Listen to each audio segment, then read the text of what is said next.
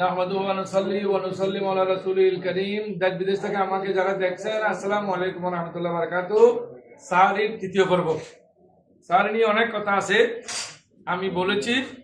বুখারী শরীফের হাদিসও আছে 1147 নম্বর, 2013 নম্বর, অনেক হাদিস আছে।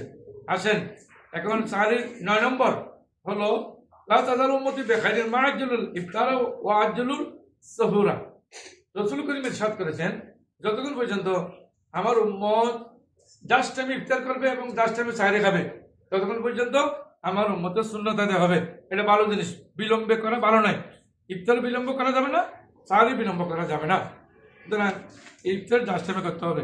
বাবু বারকাতিস সুহুর মিন গায়রি হিজাব, এই ধরনের পর্বের মধ্যেও আছে যে অবশ্যই সাহরি খাওয়া সুন্নত, সাহরি খাওয়া ভালো জিনিস। বিভিন্ন হাদিস শরীফ আছে, সুনানে নাসাইর 2158 নম্বর হাদিসও এসেছে, আবু দাউদ শরীফও এসেছে, বুখারী শরীফে এসেছে, মুসলিম শরীফও এসেছে যে খাওয়া কাজা রাসূলুল্লাহ সাল্লাল্লাহু আলাইহি ওয়াসাল্লাম সাহাবায়ে কেরাম অনেক সময় যে সাহরি খাবার পরে বলতেন, এভাবে রাসূল করিম সাল্লাল্লাহু আলাইহি ওয়াসাল্লাম আহার করতেন। আনাস বিন মালিক রাদিয়াল্লাহু তাআলা তাসাখারু বাইনা বিসুর বারকা, বুখারী শরীফ 1923 নম্বর হাদিস, যে রাসূল করিম সাল্লাল্লাহু আলাইহি ওয়াসাল্লাম ইরশাদ করেছেন, তোমরা সাহরি গ্রহণ করো, সাহরির মধ্যে অনেক বরকত রয়েছে, অনেক ফজিলত আছে। হাদিস শরীফ এসেছে 2167 নম্বর হাদিস, ইন্নী উরিদু সিয়াম, আমি রোজা রাখার জন্য নিয়ত করেছি। তো রোজা রাখার জন্য যেভাবে নিয়ত করেছেন আপনি সাহরি খান, সাহরি খাওয়া সুন্নত।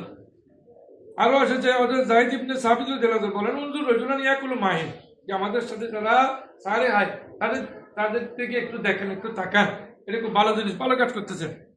আনাস বিন মালিক রাদিয়াল্লাহু তাআলা তাসাখারনা মা নবী সাল্লাল্লাহু আলাইহি ওয়াসাল্লাম তাদের 50 আয়াত। এটা একটা প্রশ্ন।